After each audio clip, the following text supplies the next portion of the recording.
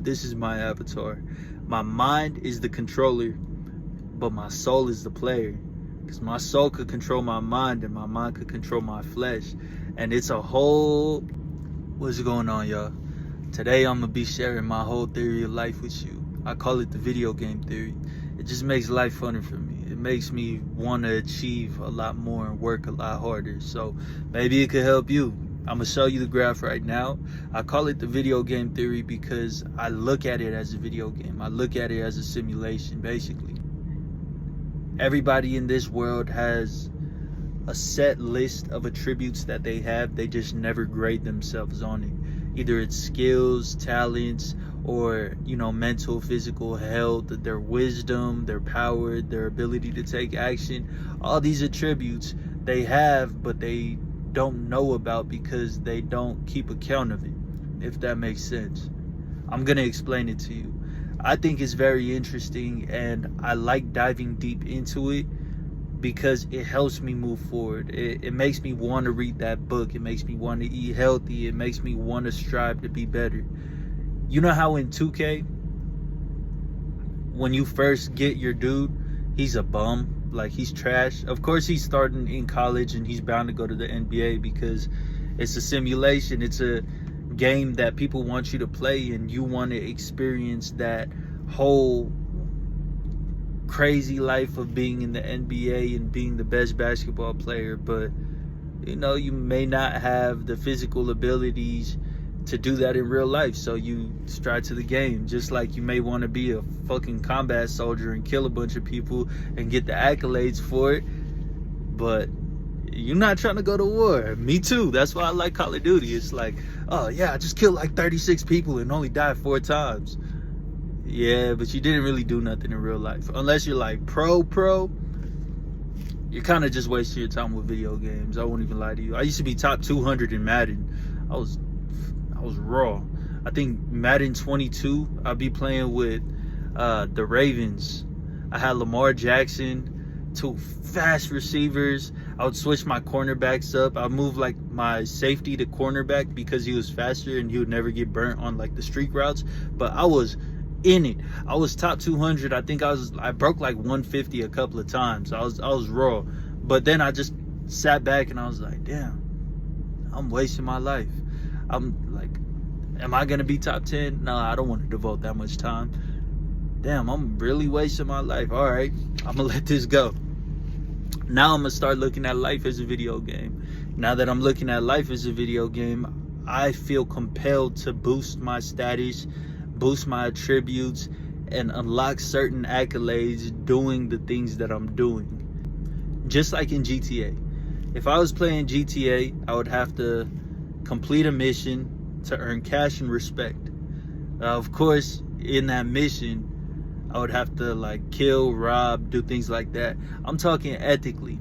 Ethical GTA. I don't know what you'd want to call that, but ethical GTA, where, yeah, it's the same thing. You know how the more missions you did in GTA, the further up the scale you got, the more respect you got, the more you notice the other in-game people would show more respect to you, the better your cars started looking. GTA 5, I would be playing with Franklin and I did all the missions. I like being Franklin because he had the Camaro and stuff, but I traded that Camaro in for the Bugatti and I wanted that Bugatti at the end of the game. I didn't get it in the middle unless I just went and robbed it. But like, to actually buy the Bugatti in the game, I had to complete basically all the missions.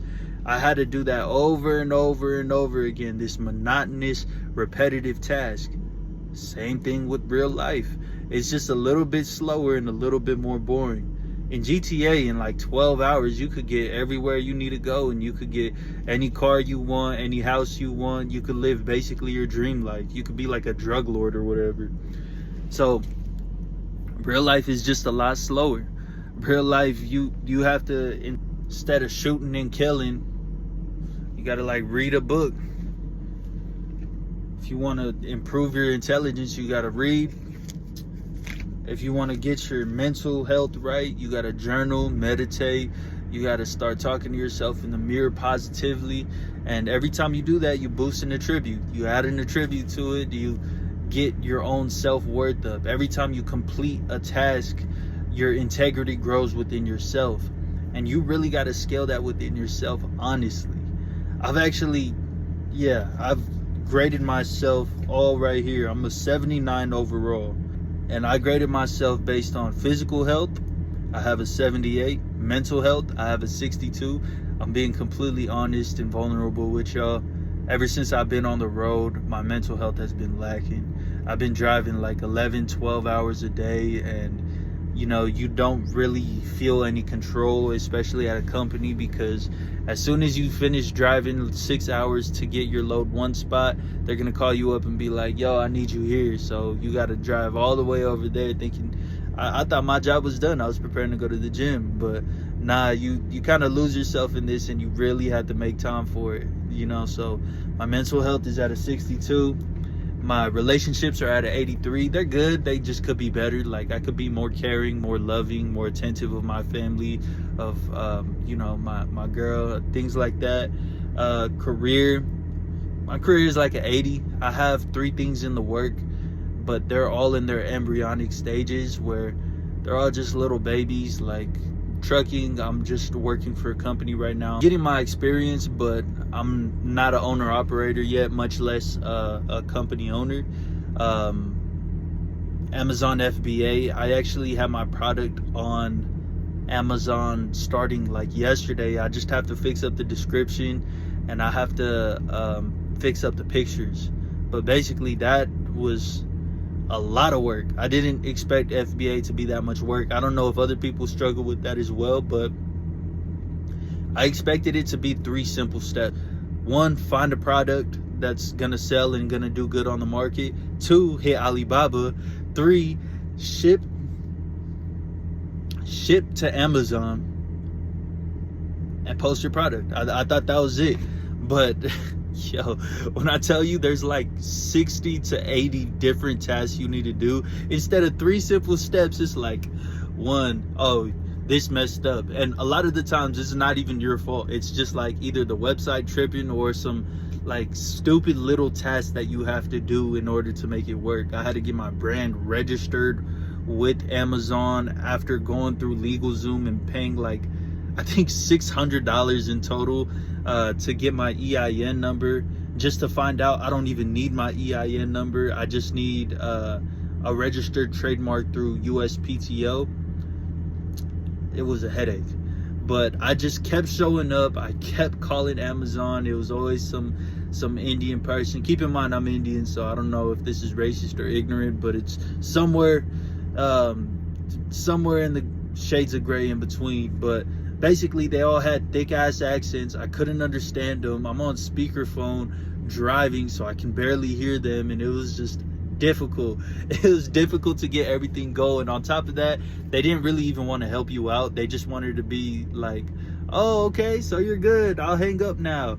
And I had to work to just be like, yo, no, stay on the line until I get this done. Until I get this done, and then you can hang up. And even when I got it done, there would be another error. I get it done, and then it's like you take 2 steps forward, 1 step back, 2 steps forward, 1 step back. That's what they don't tell you about Amazon FBA.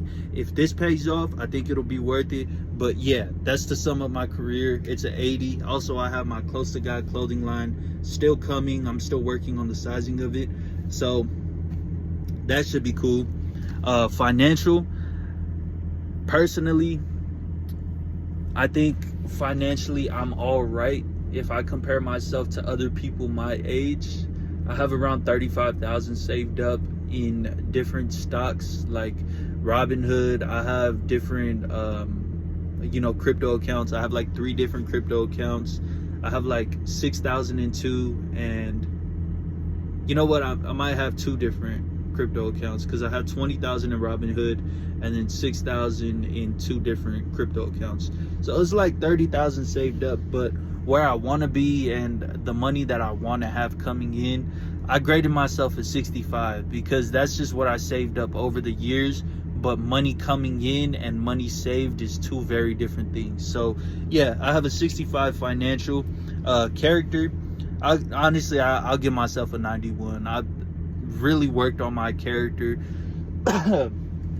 And this is like not to just shine a light on myself and be like, oh yeah, I'm awesome, because I wasn't always awesome, but I am now. I won't lie. I'm cool with everybody I meet. I like seeing people smile. I like making people laugh, and I like enjoying other people's company. I'm just an overall good vibe to be around most of the time. That wasn't the case junior, senior year. I was a terrible vibe. I was like always mad, always spreading negativity. That's not good. I only try and spread positive vibes now. I only try and uplift. I never try and tear down anymore. So my character, I'm gonna give myself a 91. My intelligence, I rated myself at 81. I think I'm good. I could get a lot better. I read a lot. I listen to a lot of books, and I try and take advice from all the winners. I'm young though. I'm naive. I've been through plenty of trials and tribulations, but I have plenty more to come. So my intelligence, I think, is gonna go up a little bit more. Hopefully. I'm gonna just keep working towards it. I'm gonna keep going up.